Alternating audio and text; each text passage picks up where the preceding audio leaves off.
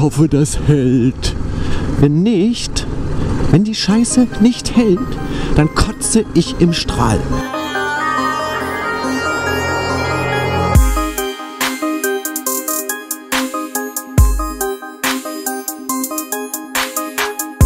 Ein Handy soll aufs Motorrad. Ich will hin und wieder mal auch eine Navigation verwenden. Dann so, dass ich nur grobe Pfeile sehe und an der Ampel einfach mal wissen kann, wo ich rechts oder links fahre. Und dafür habe ich mir das Motobundle Universal, Motobundle Universal 2-in-1 von SP Gadgets herausgesucht. Das Ding kostet in diesem Bundle 79 €. Hat den Vorteil, es ist für jedes Handy nutzbar. Es gibt verschiedene Versionen dieses Bundles. Es gibt auch schon welche, wo im Prinzip dieser Propfen hier zum Festmachen schon in der Handyhülle integriert ist für die iPhones 8, 10 und Co. Ich habe momentan Mate 20 Pro von Huawei und da gibt es noch keine Hülle, die soll irgendwann rauskommen. Wollte aber nicht warten und habe mir jetzt einfach dieses Universal-Bundle geholt. Das hat den Vorteil, dieser Boppel hier, der wird auf eine vorhandene Handyhülle raufgeklebt. Ja, gucken wir uns das Ganze mal an. Was ist drin in der Verpackung? Unboxing wird jetzt ganz schnell gemacht. Hier haben wir das Teil zum Festmachen an der Handyhülle. Wie bei vielen Produkten 3M, sehr zuverlässige Klebefolien. Das kommt dann hier, zack, auf die Handyhülle rauf.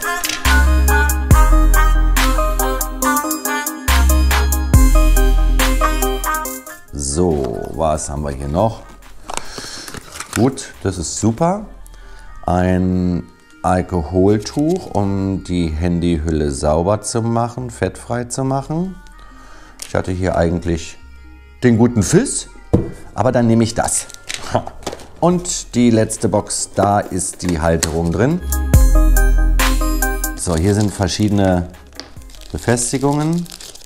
Die sind jetzt nicht fürs Motorrad gedacht. So, dann haben wir hier den Mount an sich, wirklich sehr wertig verarbeitet. Das sieht mir aus wie Aluminium, schwarz lackiert, Imbusschrauben zur Fixierung. Ja, also das macht einen sehr wertigen Eindruck. Und dann haben wir hier, ganz wichtig, die einzelnen Aufsätze, je nachdem für welche Lenkerdurchschnitt oder Lenkerquerschnitt ihr euch entscheidet, beziehungsweise welchen ihr auf eurem Bike habt. Das wird dann hier dazwischen gelegt und dann passt es wunderbar für die verschiedenen Lenker. Die Zollgrößen habe ich ja gerade schon gesagt. Ein Imbusschlüssel à la Ikea und das war's auch schon. Wichtig ist, dass die Fläche, die beklebt wird, wirklich fettfrei ist, sonst hält das Zeug nämlich nicht so gut. Das machen wir jetzt hier. SP Gadgets liefert hier ein schönes, oh ja, sehr alkoholhaltiges, Prost Jungs, Tuch dazu.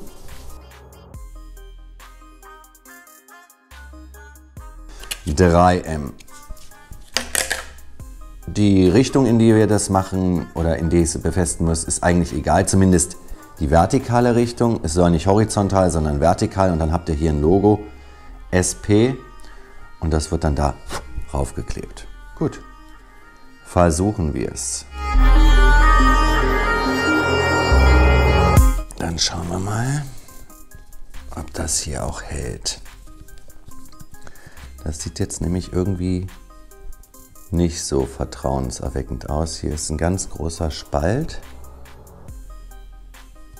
Da nicht, da ist es relativ bündig. Okay, ich lasse das jetzt eine Weile trocknen. GoPro zum Beispiel empfiehlt bei den 3M Bappeln 24 Stunden. Nichts machen, nicht anrühren.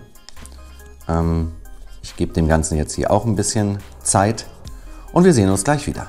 So, dann geht es eigentlich ans Montieren und das ist wirklich ganz einfach. Wir haben zum einen hier unsere Halterung von SP Connect und dann haben wir 3 Zwischenstücke. Da wählen wir uns eins aus, passend zum Lenker. Ich nehme in dem Fall hier das kleinste Zwischenstück, dieses hier. Das wird dann auf den Lenker geschoben. Dann kommt die Schelle, die ihr vorher geöffnet habt, drauf. Und dann wird das mit dem Schlüssel, der übrigens beigelegt war, einfach fixiert, bis die Schraube greift. Da müsst ihr ein bisschen drücken, dass das auch wirklich funktioniert. Und dann sucht ihr euch grob eine Position. Lasst es jetzt noch mal ein bisschen offen. Und dann geht es darum, dass ihr euch, ich mache es mal wieder ein bisschen locker, eine Position sucht, wo im Prinzip ihr das Handy dann hinmachen wollt. Probieren wir jetzt. Seitlich ranmachen. Ja, und nee, Neustart wollen wir nicht. So, das finde ich, sieht doch eigentlich... Hallo Mäuschen. Na sage mal. Dummes Ding. So, das sieht eigentlich ganz gut aus. Jetzt kann man natürlich auch noch sehen, dass man vielleicht das Ganze vom Winkel her, also etwas steiler, nicht ganz so steil macht, sondern dass man hier die Schelle noch mal ein bisschen dreht, dass man es dann mehr in diese Richtung hat. Dann ist es nicht ganz so steil, dann hat es auch den Winkel vom Tachometer, vom digitalen Cockpit. Ich finde, das passt eigentlich so wunderbar. Ja? Cockpit ist frei, aber man hat trotzdem eine gute Sicht und es ist nicht zu steil. So ein Riesenklotz davor. Sieht ja auch ein bisschen bescheuert aus. Jetzt wollen wir das Ganze natürlich auch mal testen. Hält das auch gut? Damit auch gleichzeitig eine Premiere für mein Helm-Setup. GoPro Hero 4 Black und Mikrofon und Co. am Helm befestigt. Also so von der Perspektive, denke ich, sieht das ganz gut aus. Das heißt, ich kann den Tacho perfekt sehen, habe einen super Überblick, kann aber auch sehr gut auf das Handy raufschauen. Und was ich da noch suche, ist eine entsprechende App, ein Navigationssystem, das, sage ich mal, sehr simplifiziert die Strecke anzeigt. Mir reicht rechts, links, geradeaus, große Symbole, vielleicht wisst ihr ja was, dann gerne in die Kommentare. Das Ding hält gut, macht wirklich einen fantastischen Eindruck. Es gibt es ja in verschiedenen Varianten. Einmal für iPhone 10 und Co. Die Variante, wo die Anstecker gleich dran sind. Das heißt, das, was ich vorhin rangeklebt habe mit dem 3M, das ist gleich an der Handyhülle, also es wird mit Handyhülle geliefert. Finde ich etwas vertrauenserweckender. Aber für mein Huawei Mate 20 Pro gibt es das noch nicht. Also habe ich die 3M Universal-Variante genommen. Und ich hoffe, das hält. Wenn nicht, wenn die Scheiße nicht hält, dann kotze ich im Strahl. Ich meine, wenn eine GoPro Hero 4 Black runterfällt, ja, okay, nicht schön, aber irgendwie nicht so das große Drama. Wenn mein Smartphone jetzt da den Abgang macht, wie gesagt, im Strahl. Aber jetzt kein Holz hier, trotzdem dreimal auf Holz klopfen. Ja, das wird schon halten, hoffe ich. Ja, das ist im Prinzip auch eine Premiere, mein erstes Mal fahren mit der Kamera und dem Mikrofon. Ich bin gespannt, ob der Ton okay ist, sonst muss man da nochmal nachjustieren. Muss ich vielleicht ein bisschen leiser sprechen?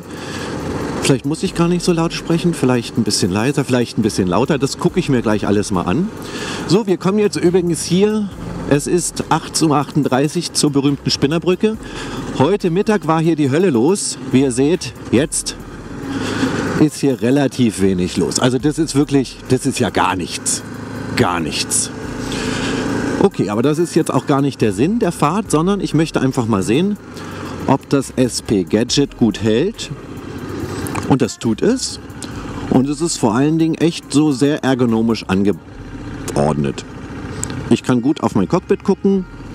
Ich kann gut auf das Handy gucken. Und wenn ich dann noch eine passende App finde, also Navigations-App, die mit großen Symbolen arbeitet, dann ist das Ganze auch schön sicher. Ich werde nicht abgelenkt. Kurzer Blick runter. Der muss noch nicht mal runter sein, so weit runter, dass ich die Straße nicht mehr sehe. Also so ist es auch sicherheitsrelevant perfekt. Wenn es denn hält. Es muss halten. Ihr wisst ja, das Thema Kotzen. Ja, das soll es gewesen sein. Mein kleiner Erfahrungsbericht zum SP Gadget in der Universal-Variante. Ich bedanke mich fürs Zuschauen.